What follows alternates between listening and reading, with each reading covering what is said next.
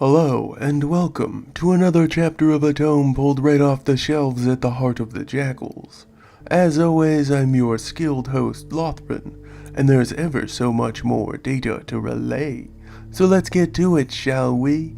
Go grab a filling meal, settle into a cozy spot, and pay accurate attention to Fleet Part 76, Inclusion. Is this a good idea to do this? Definitely not. Modal might already know we're trespassing. Maybe, but do we really even have a choice at this point? Thorin hurried back into the storage room. Bulletin in place, boss. Alduin breathed a sigh of relief, but not all of it. There was still a great deal of tension boiling in his gut, and that primordial force he'd been burdened with for so very long. Was there a reaction? Did you see anybody do anything? No, I hid behind the doctor and walked beside him, and then I posted it as I walked by. Lickety-split.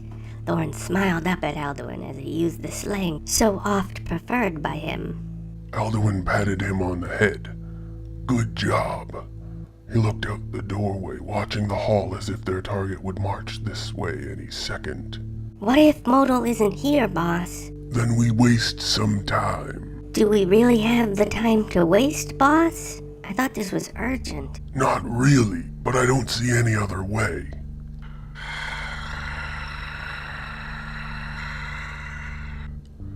Do you hear that?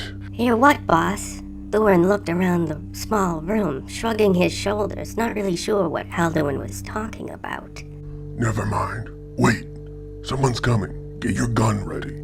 Both of them moved away from the door, taking different angles to level weapons and guard themselves.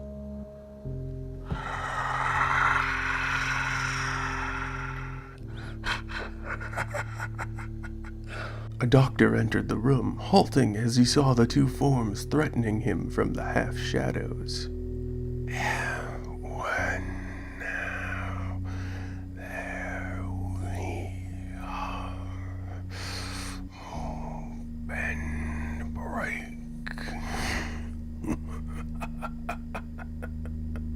The doctor looked like he'd been stabbed in the gut. He fell against the wall, his ears and eyes bleeding. Dead in a matter of moments.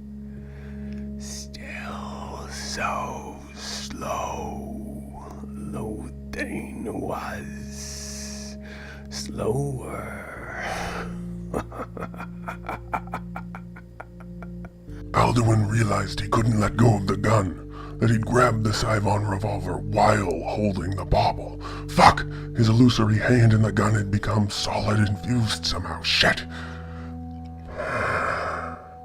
So much more power.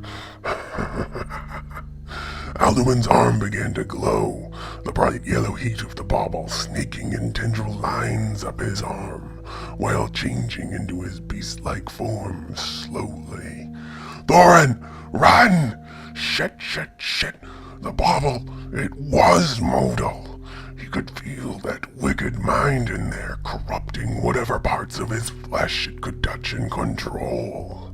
The mess in Lothane's room, that was the burden of Modal on his mind. He was the previous vessel for this ancient thing. Thorin, run! So slow.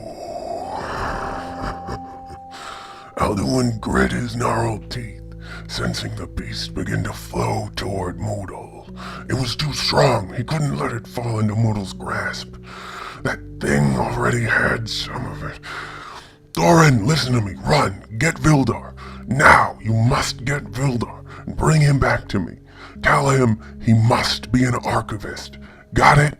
Kid, I need you to do this for me. Boss, I don't understand what's going on. Something's wrong. I don't want to leave you like this. You're hurt. Please tell me what's wrong. Not enough time. Thorin, listen. Sometimes we have to do things we don't want to in order to help those we care about. That was all he could manage to say before snatching onto the beast in his gut, expanding up along his spine toward his hand. He must hold it back. He must. Something got through.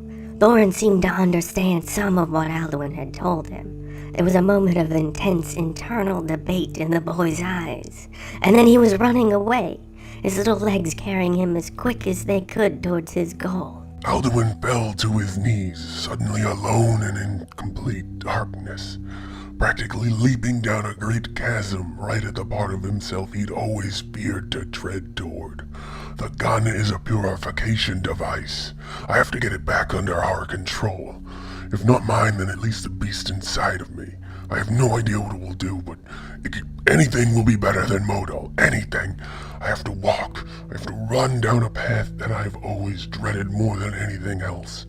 It's necessary. Alduin felt the poisonous touch of Modal begin to claw at the outer reaches of his mind. So much power. Sleep. Alduin, sleep. Ease into me, sleep.